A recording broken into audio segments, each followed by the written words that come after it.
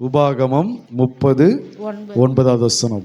அப்பொழுது உனக்கு நன்மை உண்டாகும்படி உன் தேவனாகிய கர்த்தர் உன் கைகள் செய்யும் எல்லா வேலைகளிலும் உன் கர்ப்பத்தின் கனியிலும் உன் மிருக ஜீவனின் பலனிலும் உன் நிலத்தின் கனியிலும் உனக்கு பரிபூரணம் உண்டாக செய்வார். அல்லேலூயா. இந்த ஜூலை மாதத்தினுடைய வாக்குத்தத்தமானது உபாகமம் 30:9 உனக்கு நன்மை உண்டாகும்படி. வாக்குத்தத்தமானது உனக்கு பரிபூர்ணம் உண்டாக செய்வார். அல்லேலூயா. எதிலே பரிபூர்ணம் உண்டாக செய்வார்? உன் கை செய்யும் எல்லா வேலைகளிலும் உனக்கு பரிபூர்ணம் உண்டாக செய்வார். அடுத்தது உன் கர்ப்பத்தின் கனியிலும் உனக்கு பரிபூர்ணம் உண்டாக செய்வார். அடுத்தது உன் மிருக ஜீவன் பலனிலும் உனக்கு பரிபூர்ணம் உண்டாக செய்வார். உன் நிலத்தின் கனியிலும் உனக்கு பரிபூர்ணம் உண்டாக செய்வார். அல்லேலூயா, அல்லேலூயா. கர்த்தர் நமக்கு கொடுத்ததான வாக்குத்தத்தமானது உனக்கு பரிபூர்ணம் உண்டாக செய்வார். பரிபூர்ணம் என்று சொன்னால் என்ன? பரிபூர்ணம் என்று சொன்னால் ஒரு அறையா இருப்பதல்ல, குறையா இருப்பதல்ல, ஒரு முழுமையாக ஒரு நிரம்பி வழிகிறது தான் என்னது? பரிபூர்ணம். ஒரு பாத்திரத்தில் கால் பகுதி அது பரிபூர்ணம் அல்ல, அரை பகுதி அது பரிபூர்ணம் அல்ல, முக்கா பகுதி அதுவும் பரிபூர்ணம் அல்ல. அது முழுவதுமாய் நிரம்பி வழிகிறது தான் என்னது? பரிபூர்ணம். தாவீது சொல்கிறான் இல்லையா, என் பாத்திரம் நிரம்பி வழிகிறது. அந்த அனுபவம் தான் பரிபூர்ணத்தின் தன்மை. அப்போ ஆண்டவர் நமக்கு கொடுத்த வாக்குத்தத்தமானது உனக்கு பரிபூர்ணம் உண்டாக செய்வார். கர்த்தருடைய விருப்பம் என்ன? ஆண்டவர் தம்முடைய பிள்ளைகளை போஷிக்கிற விதம் எப்படிப்பட்டதாக இருக்கும் என்று சொன்னால், பரிபூர்ணமாய் போஷிக்க வேண்டும், பரிபூர்ணமாய் கொடுக்க வேண்டும், பரிபூர்ணமாய் தர வேண்டும், பரிபூர்ணமாய் நன்மை செய்ய வேண்டும் என்பதுதான் நம்முடைய ஆண்டவராகிய கர்த்தருடைய பிரியமாய் இருக்கிறது. அல்லேலூயா. அப்போ கர்த்தர் நமக்கு அரைகுறையமாக போஷிக்கிறவர் அல்ல, நமக்கு கொஞ்சமாக போஷிக்கிறவர் அல்ல, பரிபூர்ணமாய் நம்மை போஷித்து திருப்தியாக்குகிறவர். நம்ம என்ன செய்கிறாரு? பரிபூர்ணமாய் போஷித்து திருப்தியாக்குகிறவர். அப்படிப்பட்ட வாக்குத்தத்தங்களை தான் தேவன் நமக்கு இந்த மாதத்திலே கொடுத்திருக்கிறார். அப்போ இந்த பரிபூர்ணம் உண்டாக செய்வதற்கு முதலாவது காரியம் என்ன சொல்கிறார்னா, நீயோ மனம் திரும்பி. எப்படி பரிபூர்ணம் உண்டாகும்? பரிபூர்ணம் எப்படி உண்டாகும்? சவுண்டு கொஞ்சம் கம்மி பண்ணுப்பா. எப்படி பரிபூர்ணம் உண்டாகும்? போதும். என்னது? நீயோ மனம் திரும்பி கர்த்தரின் சத்தத்திற்கு செவி கொடுத்து நான் இன்று உனக்கு கற்பிக்கிற அவருடைய எல்லா கற்பனைகளின்படியும் செய்வாய், அப்பொழுது உனக்கு நன்மை உண்டாகும்படி பரிபூர்ணம் உண்டாக செய்வார். அல்லேலூயா. இந்த வாக்குத்தத்தத்தை நம்ம எடுத்துக்கொள்வதற்கு முன்பதாக கர்த்தர் ஒரு கண்டிஷன் வைக்கிறாரு. என்ன? நீயோ மனம் திரும்பி அவருடைய வார்த்தைக்கு நீ செவி கொடுத்து அவருடைய கற்பனைகள் முடியெல்லாம் செய்யும் போது அப்பொழுது உனக்கு பரிபூர்ணம் உண்டாக செய்வார். நம்ம எப்பவுமே வாக்குத்தத்தத்தை மட்டுமே என்ன செய்யறது? விசுவாசிக்கிற பழக்கம் நமக்கு உண்டு இல்லையா? எந்த ஒரு வாக்குத்தத்தத்துக்கும் கர்த்தர் என்ன வச்சிருப்பார்னா ஒரு கண்டிஷன் வச்சிருப்பார். என்ன கண்டிஷன்னா, அந்த வாக்குத்தத்தத்துக்கு மேலே அதை நம்ம ஆராய்ச்சி பார்த்தோம்னா நமக்கு தெரியும். அவர் வாக்குத்தத்தம் என்று சொன்னால் அதற்கு முன்பதாக என்ன செய்கிறாரு? ஒரு கண்டிஷன் வைத்து நமக்கு வாக்குத்தத்தங்களை கொடுக்கிறார். ஹல்லேலூயா. அது ஆபிரகாமாக ஆகட்டும், தாவீதுக்காகட்டும், இல்லை மற்ற யாருக்காக இருந்தாலும் சரி, அவர் என்ன செய்கிறாருன்னா அந்த வாக்குத்தத்தங்களுக்கு முன்பதாக ஒரு கண்டிஷன் வச்சு தான் கொடுப்பார். அப்போ இங்கே கர்த்தர் நமக்கு வாக்குத்தத்தம் எப்படி கொடுக்கிறார்னா, உன் கை செய்யும் வேலை அதில் என்ன செய்கிறாரு? பரிபூர்ணம் உண்டாக செய்கிறார். உன் கர்ப்பத்தின் கனி, கை செய்கிற வேலை எந்த வேலை செய்தோ நலமான வேலை செஞ்சால் அதில் கர்த்தர் என்ன செய்கிறாரு? பரிபூரணத்தை தருவார். அடுத்தது உன் கர்ப்பத்தின் கனி. கர்ப்பத்தின் கனின்னு என்ன அர்த்தம்? பிள்ளைகள். உன் பிள்ளைகள் எங்கே இருக்கிறாங்களோ, ஊருக்குள்ளே இருக்கிறாங்களோ, வெளியூரில் இருக்கிறாங்களோ, வெளிநாட்டில் இருக்காங்களோ, உன் கர்ப்பத்தின் கனியில் அவர் என்ன செய்கிறாரு? அதாவது உங்கள் பிள்ளைகளுடைய வாழ்க்கையில் பரிபூர்ணம் உண்டாக செய்வார்.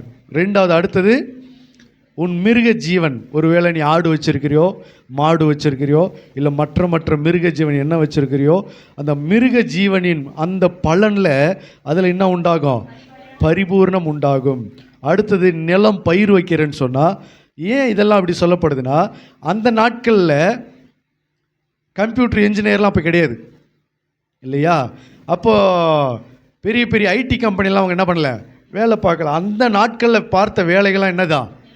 நிலம் பயிர் வைப்பாங்க, ஆடு மாடு வச்சு மேய்ப்பாங்க, மேய்ப்பர் தொழில் செய்வாங்க. இதுதான் அவங்களுடைய பிரதான பிழைப்புக்கு அடுத்த அலுவலாக இருந்தது. ஆகவே அதை முன்னிட்டு தான் ஆண்டவர் என்ன பண்ணுறாரு? அந்த வாக்கு தத்தங்களை அவர் அடிப்படையாக சொல்லுகிறார். ஒருவேளை நீ விவசாயம் பண்ணுற, நிலம் பயிர் வைக்கிற அப்படின்னு சொன்னால், அந்த நிலத்தின் கனியில் என்ன செய்கிறாரு? பரிபூர்ணம் உண்டாக செய்வார். அல்லேலூயா. அப்போ இதெல்லாம் நமக்கு ஆசை தான். என் பிள்ளைகள் வாழ்க்கை பரிபூர்ணமாக இருக்கணும், என்னுடைய மிருக ஜீவன்களில் பரிபூர்ணமாக இருக்கணும், என்னுடைய நிலத்தில் நான் விவசாயம் பண்ணுறேன் அதில் பரிபூர்ணமாக இருக்கணும் அப்படின்னு சொல்லி நம்ம விரும்புகிறோம். ஏன்னா நிறைய பேருடைய பிள்ளைகளுடைய வாழ்க்கையில் என்னத்தை பார்க்க முடியல? ஒரு பரிபூர்ணத்தை பார்க்க முடியல. பிள்ளைகள் வாழ்க்கை மேன்மை அடைந்ததை பார்க்க முடியல.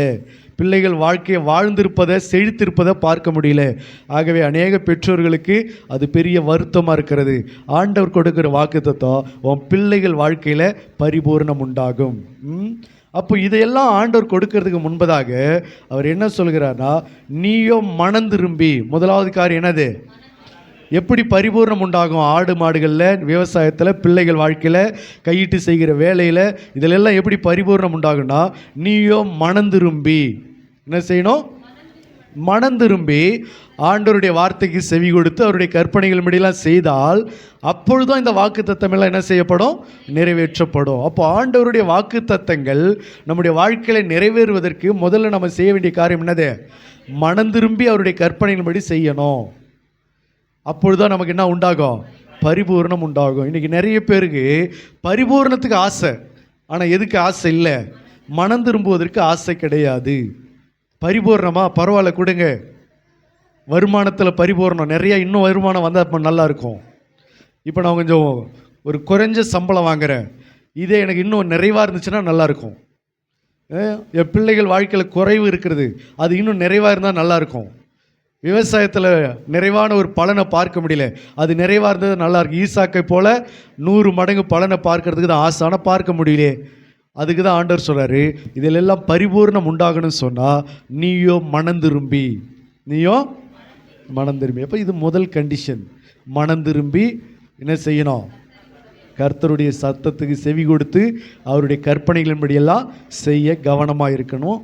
அப்போ தான் இந்த வாக்குத்தத்தம் நம்முடைய வாழ்க்கையில் பரிபூர்ணத்தை கொண்டு வரும். அல்லேலூயா. நிறைய பேருக்கு பரிபூர்ணத்தை பெற்றுக்கொள்ள தான் ஆசை, ஆனால் எதுக்கு ஆசை இல்லை? மனம் திரும்புவதற்கு ஆசை இல்லை. குடும்பத்தில் பரிபூர்ணத்தை பார்க்கணும். குடும்பத்தில் பார்க்குற இடமெல்லாம் குறைவாக இருக்கிறது. குடும்பத்தில் திரும்பி பார்க்குற இடம் பூரா பிரச்சனையாக இருக்குது, குறைவாக இருக்கிறது. வருமானத்தில் பிரச்சனை, பிள்ளைகள் வாழ்க்கையில் பிரச்சனை, ஆடு மாடுகளில் பிரச்சனை, விவசாயத்தில் பிரச்சனை, செய்கிற வேலையில் பிரச்சனை, எல்லாத்துலேயுமே குறைவு, எல்லாத்துலேயுமே பிரச்சனை, எல்லாத்துலேயுமே வருத்தம், சஞ்சலம், கண்ணீர், இதுதான் மிஞ்சுது. ஆனால் அதில் பரிபூர்ணத்தை என்னால் பார்க்க முடியலன்னு சொன்னால் ஆண்டவர் அதற்கு தான் சொல்கிறார், நீயோ மனம் திரும்பி. மனம் திரும்பினா தான் என்ன செய்ய முடியும்? பரிபூர்ணத்தை பார்க்க முடியும். அல்லேலூயா.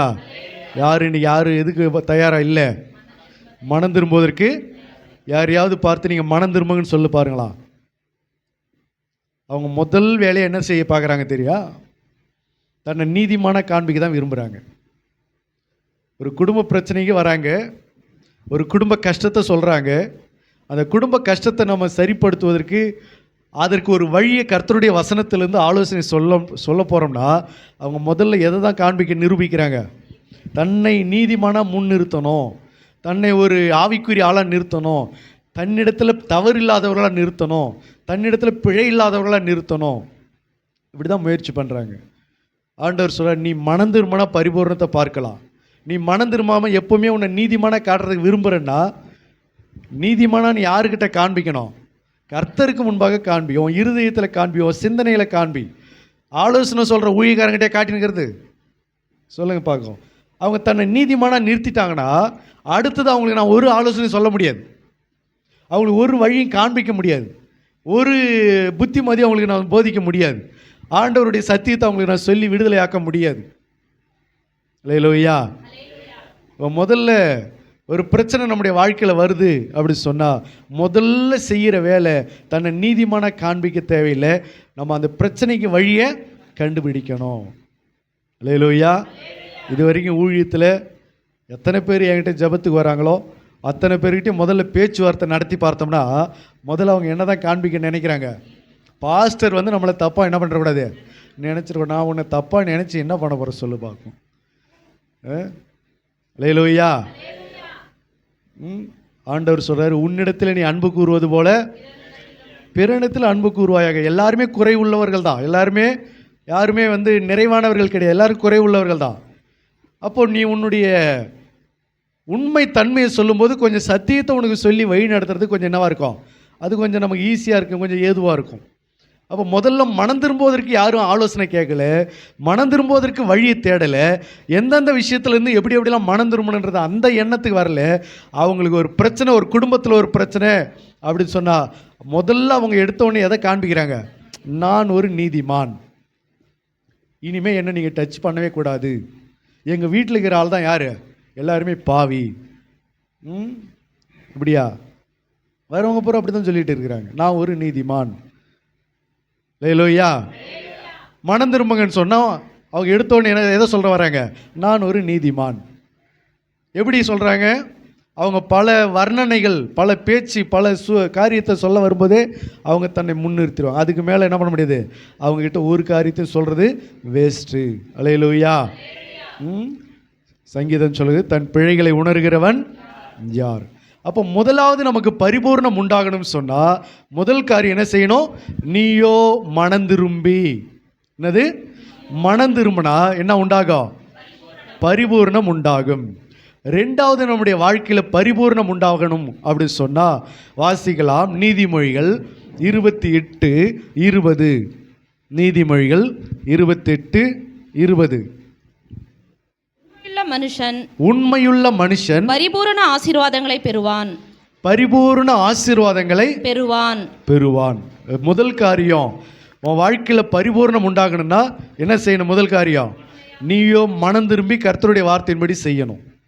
ரெண்டாவது காரியம் உன் வாழ்க்கையில் பரிபூர்ணம் உண்டாகணும்னு சொன்னால் உண்மையுள்ள மனுஷன் பரிபூர்ண ஆசீர்வாதங்களை பெறுவான்.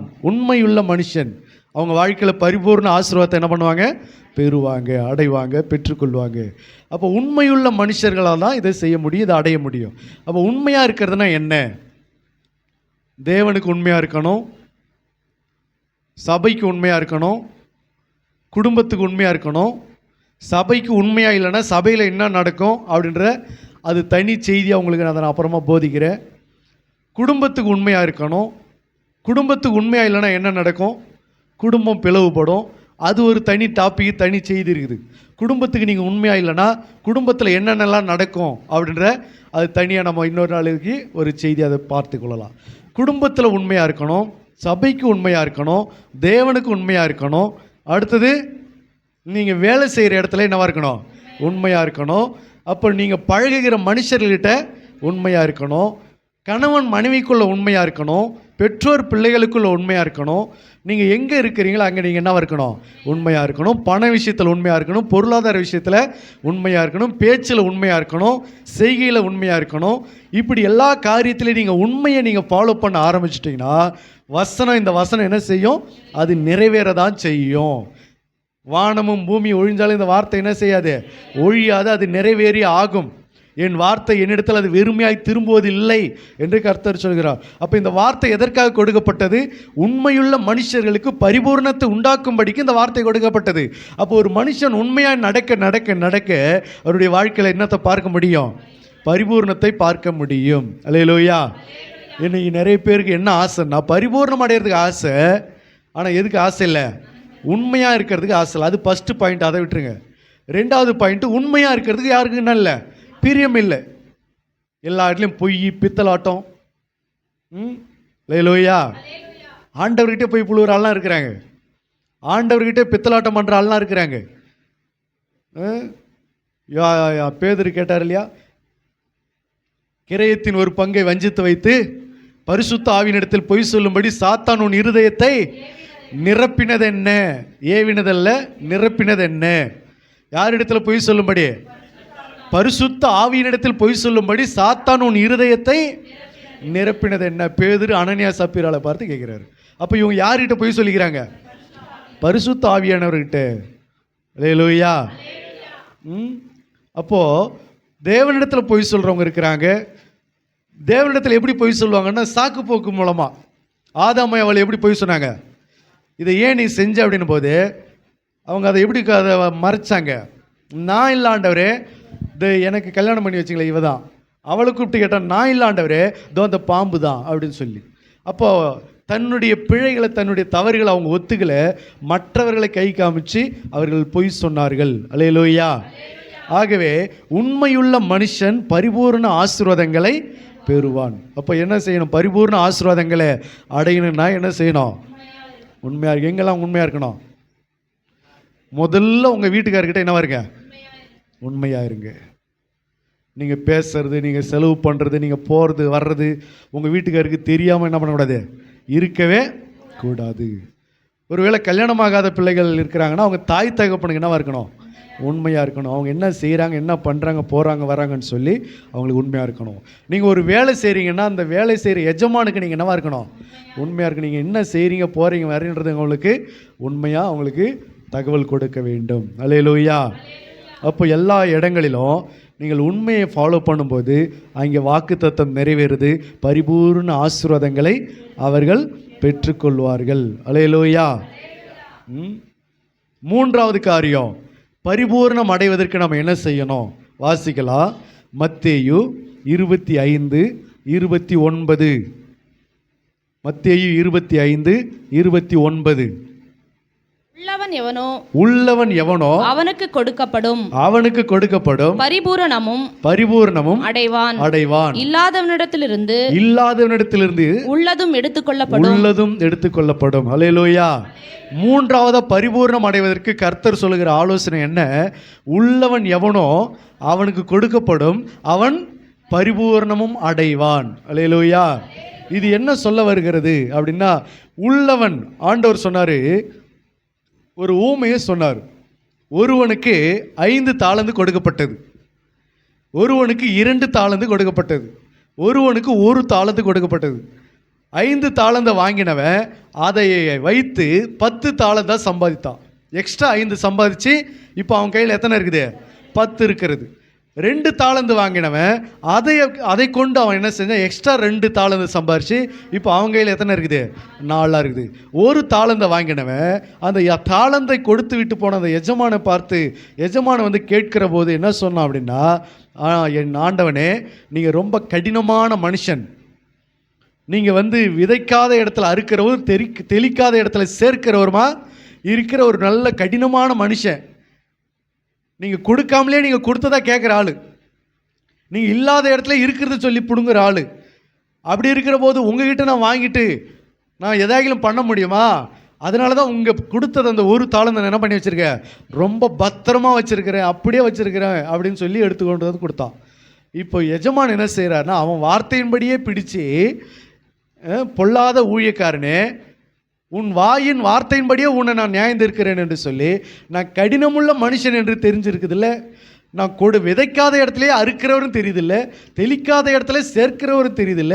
அப்படி இருக்கும்போது நம்ம வந்துட்டு தெளிச்சிருக்கிறேனே, அப்போ நான் அதை சேர்க்கிறது எவ்வளோ அதிகம். உங்கள்கிட்ட நான் விதைச்சிருக்கிறேனே, 1 தாளந்து விதைச்சிருக்கிறேன், அப்போ அதை நான் சேர்த்துக்கொள்றது எவ்வளோ அதிகம். அதுக்கு ஏன் பலன் இல்லாமல் இருக்கிறது? அதை ஏன் நீ வேஸ்ட்டாக பண்ணி வச்சிருக்கிற? அதை காசுக்காரருடைய கடையில் நீ வச்சுருந்தா அதை நான் வரும்போது வட்டியோடு பற்றி கொள்வேன் என்று சொல்லி அவனுடைய சோம்பல் தனத்தையும் அவனுடைய மற்ற பொல்லாத குணத்தையும் பார்த்து அவங்ககிட்ட இருக்கிறத பிடுங்கி யார்கிட்ட கொடுத்துட்டாரு? அந்த 10 தாளந்து உள்ளவனுக்கு கொடுத்துட்டாரு. அல்லேலூயா. இதே சம்பவத்தை லூக்காவில் நீங்கள் பார்த்தீங்கன்னு சொன்னால், லூக்கா அதில் கேட்பாங்க, எஜமானனே அவங்ககிட்ட தான் 10 இருக்குது இல்லை, அதை எதுக்கு மறுபடியும் அவங்ககிட்டே கொடுக்குறீங்க அப்படின்னு சொல்லி கேட்பாங்க. லூக்கா 19:25-26. லூக்கா 19:25-26.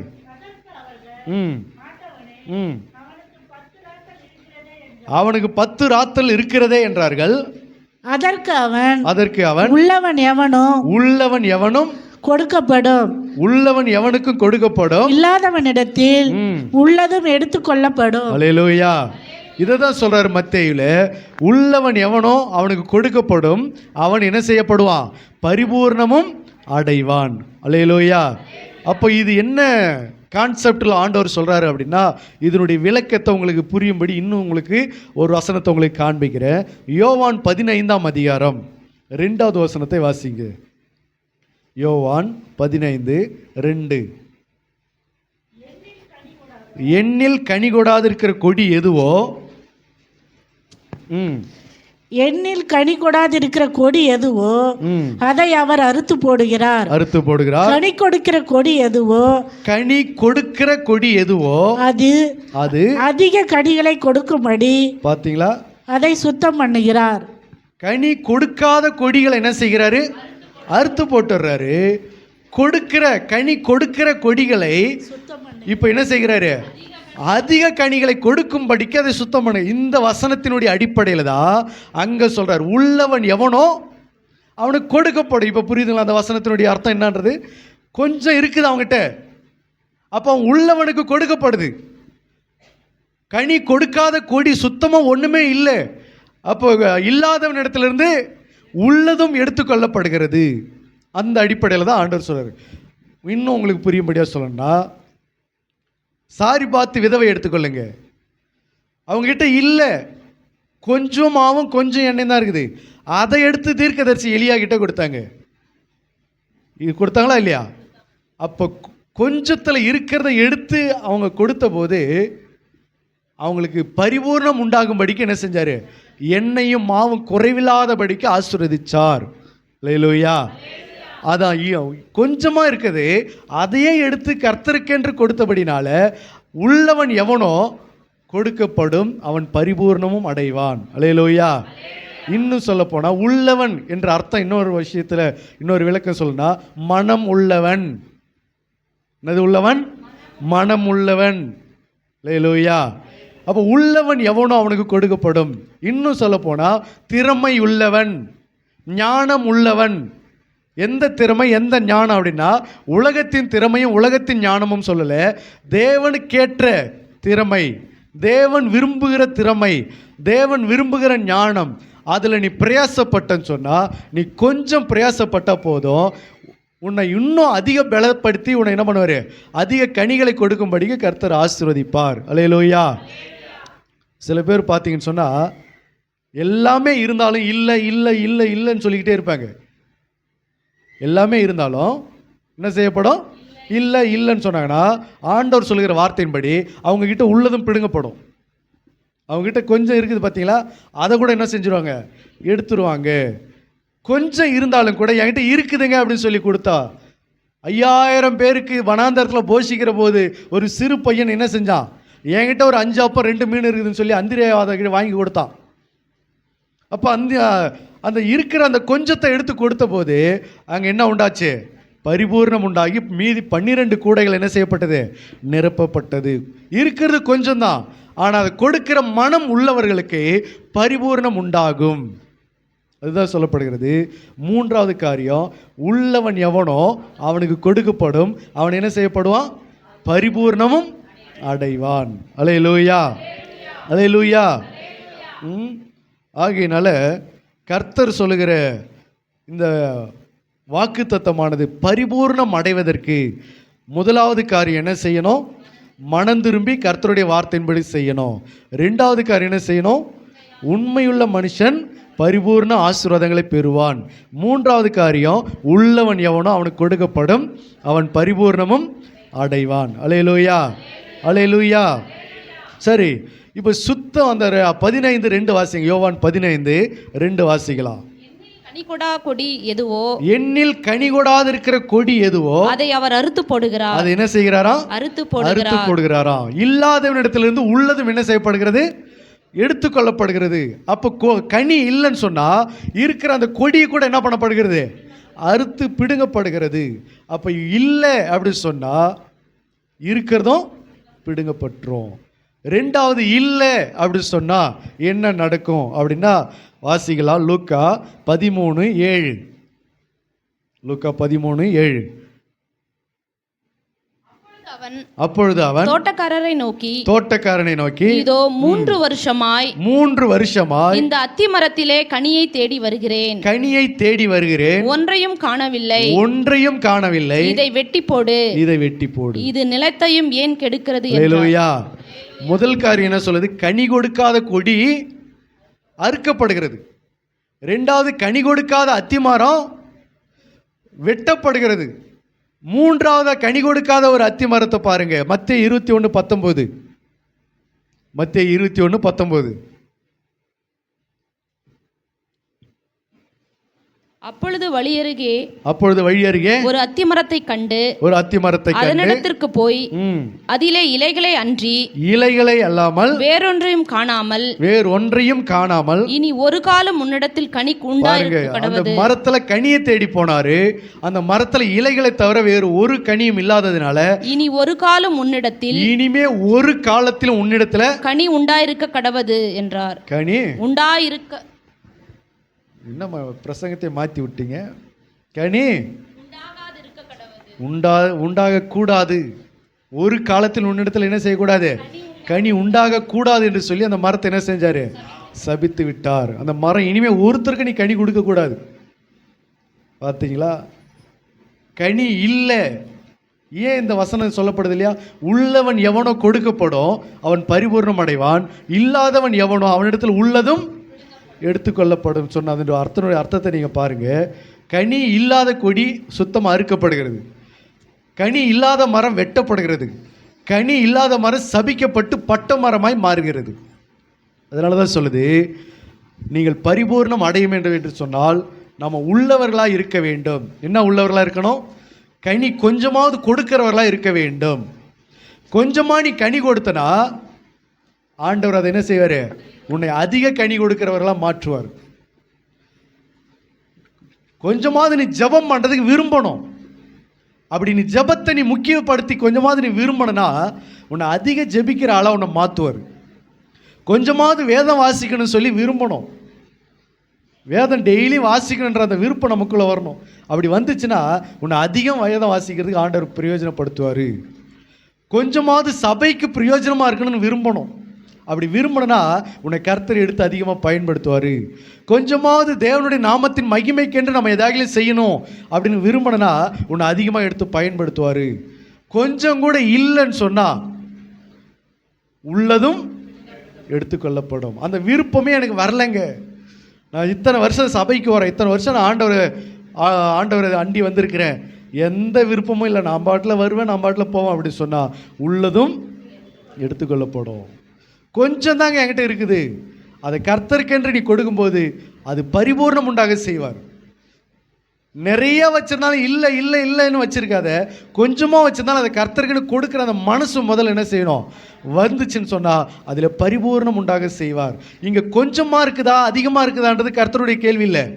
உனக்கு கொடுக்க மனம் இருக்கிறதா? செய்ய மனம் இருக்கிறதா? ஆண்டவருக்காக எழும்புவதற்கு உனக்கு விருப்பம் மனம் இருக்கிறதா? உள்ளவன் எவனோ அவனுக்கு கொடுக்கப்படும், அவன் பரிபூர்ணம் அடைவான். 5 நிமிடம் கூட ஜெபிக்காத ஒரு ஆள் தான் நான். ஒரு அதிகாரம் கூட வாசிக்காமல் இருந்த ஆள் தான் நான். அன்றைக்கெல்லாம் ரொம்ப கஷ்டப்பட்டேன். நம்மளால் ஜெபிக்க முடியலையே. சபைக்கெல்லாம் போகிறேன் வரேன், ஊழியத்துக்கெல்லாம் போகிறேன் வரேன், ஆனால் என்னால் ஜெபிக்க முடியலையே, என்னால் அதிக நேரம் பைபிள் படிக்க முடியல. அந்த வருத்தம் எனக்கு அதிகமாக என்னை பாதிச்சது. நம்மளாம் ஒரு கிறிஸ்தவன், நம்மளாம் என்னத்துக்கு ஊழியத்துக்கு போகிறோம், நம்மளால் ஜெபம் பண்ண முடியல, நம்மளால் பைபிள் படிக்க முடியல, நம்மளாம் என்னத்தை ஊழியம் செஞ்சு நம்மளாம் என்ன ஜெபம் பண்ணுறது அப்படின்னு சொல்லி எப்போ ஆரம்ப காலத்தில் பாஸ்டர் கூட சுவிசேஷ ஊழியத்துக்கு போகிற காலத்தில் விசுவாசியாக இருந்த நாட்களில் ரொம்ப ஏங்கினேன். நம்மளும் அதிக நேரம் ஜெபம் பண்ணணும், அதிக நேரம் பைபிள் படிக்கணும், நம்மளும் அதிகமாக ஊழியம் செய்யணும் ஆண்டவருக்காக அப்படி சொல்லி ரொம்ப ஆண்டவருக்காக அப்படி ஏங்கும்போது தான் அந்த உள்ளவனுக்கு என்ன செய்கிறாரு? அவர் கொடுக்கிறார்.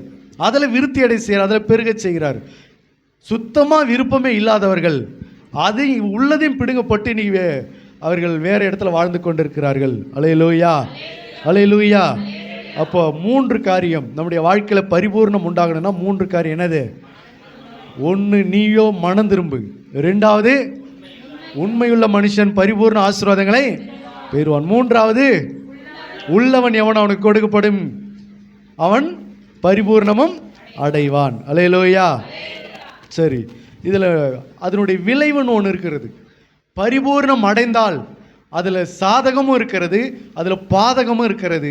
அதில் ஒரு பாதகத்தை உங்களுக்கு நான் வாசிக்கலாம். நீதிமொழிகள் 30:9. நம்ம ஒரு வேளை பரிபூர்ணம் அடைந்தால் என்ன நடக்கும்? நான் பரிபூர்ணம் அடைகிறதினால் மறுதலித்து கர்த்தர் யார் என்று சொல்லாதபடிக்கு என் படியை எனக்கு அளந்து கொடுங்க அப்படின்றார். அல்லேலூயா. ஒரு விதத்தில் நமக்கு பரிபூர்ணம் உண்டாகும் போது என்ன நடக்கும் அப்படின்னா, கர்த்தர் யார் என்று மறுதலிக்கிற ஒரு நிலைமை ஏற்படும். அல்லேலூயா. நிறைய பேருக்கு ஆசீர்வாதம் வர வரைக்கும் எப்படி இருக்காங்க? ஆண்டவருக்கு தாழ்ந்து அவருடைய முகத்தை தேடி பாவத்தை அறிக்கிட்டு மனம் திரும்பி தான் வாழுறாங்க. அவங்களுக்கு கொஞ்சம் பரிபூர்ணம் உண்டாயிடுச்சுன்னு சொன்னால் அதுக்கப்புறம் கர்த்தர் என்ன செய்கிறாங்க? விட்டு விலகி போய் அவரை மறுதளிச்சிட்றாங்க. என்ன கேட்டால், என்ன அப்படின்னு சொல்லி கேட்டால், நான் சம்பாரித்தேன், இதெல்லாம் நான் தான் சேர்த்தேன், இதெல்லாம் நான் என்னுடைய உழைப்பு, நான் உழைச்சதுனால தான் இவ்வளோ தூரம் முன்னேறி இருக்கிறேன், நான் பிரயாசப்பட்டதுனால தான், என்னுடைய திறமையினால், என்னுடைய அனுபவத்தினால, என்னுடைய என்னுடைய பலத்தினால இதெல்லாம் நான் சம்பாரித்து நான் முன்னேறுகிறேன்னு சொல்லி அவர்கள் பரிபூர்ணம் உண்டாகும் போது அவர்கள் கர்த்தரை மறுதலிக்கிற ஒரு ஸ்டேஜுக்கு தள்ளப்பட்டுடுறாங்க. கர்த்தருடைய சமூகத்தை விட்டு விலகி ஓடிடுறாங்க. அதுக்கப்புறம் டைம் இல்லைன்னு சொல்லிட்டு போயிடுறாங்க. ஆண்டவரை தேடுவதற்கு நேரம் இல்லை என்று சொல்லி, சபைக்கு வர்றதுக்கு நேரம் இல்லை என்று சொல்லி அவர்கள் போய்விடுகிறார்கள். அல்லேலூயா. அதனால சில பேர் எப்படி வச்சிருக்கிறது தான் நல்லது, அந்த கஞ்சிக்கு வழி இல்லாமல் வச்சிருக்கிறது தான் ரொம்ப நல்லதுன்னு நினைக்கிறேன். அப்படி வச்சிருந்தா தான் கடைசி வரைக்கும் அவங்க என்ன செய்கிறாங்க? கர்த்தரிடத்தில் அவங்க கரெக்டாக இருக்கிறாங்க.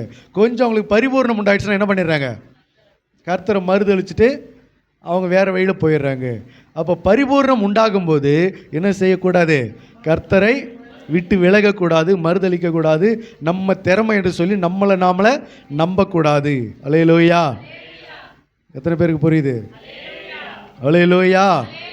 அப்போ உங்களை கர்த்தர் ஆசீர்வதிக்கிற போது, உங்களை பெருக செய்யும் போது, உங்களை பரிபூர்ணம் அடைய செய்யும் போது நீங்கள் என்ன செய்யக்கூடாது? இருதயம் மேட்டிமை அடைஞ்சிடக்கூடாது.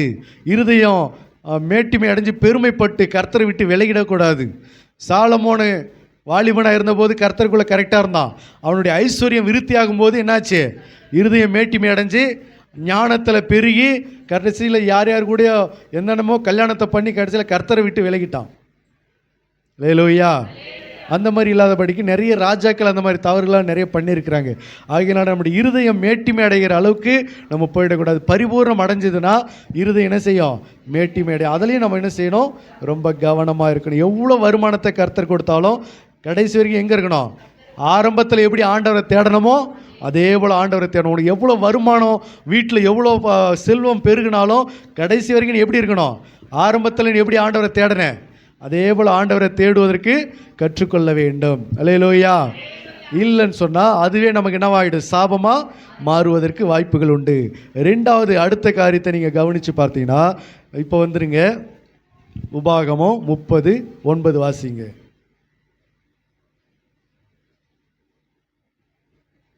உபாகமம் 30. அப்பொழுது உனக்கு நன்மை உண்டாகும்படி உன் தேவனாகிய கர்த்தர் உன் கைகள் செய்யும் எல்லா வேலையிலும். பார்த்தீங்களா? கவனிங்க. பரிபூர்ணம் உண்டாகிறது மட்டுமே இன்னைக்கு ஆசீர்வாதம் கிடையாது. அதையும் நீங்கள் நல்லா தெரிஞ்சு வச்சுக்கணும். பரிபூர்ணம் அடையிறது மட்டும்தான் ஆசீர்வாதம் அப்படின்னு நினச்சனா அது கிடையாது. அல்லேலூயா. ஆண்டவர் அதனால தான் அவர் சொல்கிறாரு, உனக்கு நன்மை உண்டாகும்படிக்கு பரிபூர்ணம் உண்டாகணும். என்ன உண்டாகணும்? உனக்கு நன்மையாக அது பரிபூர்ணமாக இருக்கணும். உனக்கு அது ஆசீர்வாதமான பரிபூர்ணமாக இருக்கணும். தேவனுடைய நாமத்தின் மகிமைக்கென்று அது பரிபூர்ணம் அடையணும். நமக்கு இருக்கிற பரிபூர்ணத்தில் தேவனுடைய நாமம் என்ன செய்யணும்? மகிமைப்படும். நமக்கு இருக்கிற பரிபூர்ணத்தில் நமக்கு அது ஆசீர்வாதமாக இருக்கணும். நமக்கு இருக்கிற பரிபூர்ணத்தில் அது நமக்கு நன்மை உண்டாகணும். ஏன் அப்படின்னு சொன்னால், துன்மார்க்கருக்கும் பரிபூர்ணம் உண்டாகிறது. வாசிங்க 73ஆம் சங்கீதம் 3வது வசனத்தை வாசிங்க. துன்மார்க்கரின் வாழ்வை நான் காண்கையில் வீம்புக்காரராகிய அவர்கள் மேல் பொறாமை கொண்டேன். துன்மார்க்கரின் வாழ்வை நான் காண்கையில் வீம்புக்காரராகிய அவர்கள் மேல் பொறாமை கொண்டேன். 10வது வசனம். ஆகையால் அவருடைய ஜனங்கள் இந்த வழியாகவே திரும்புகிறார்கள். தண்ணீர்கள் அவருக்கு பரிபூரணமாய் சுரந்து வரும். தண்ணீர்கள் முதற்கொண்டு அவர்களுக்கு என்ன வருது? பரிபூர்ணமாக பெருகுது. அந்த அதிகாரத்தை நீங்கள் ஃபுல்லாக படித்து பார்த்தீங்கன்னா அவங்க நினைக்கிறத விட அதிகமாக நடக்குதுன்றார். அவங்க விரும்புகிறத விட அதிகமாக நடக்குதுன்றார்.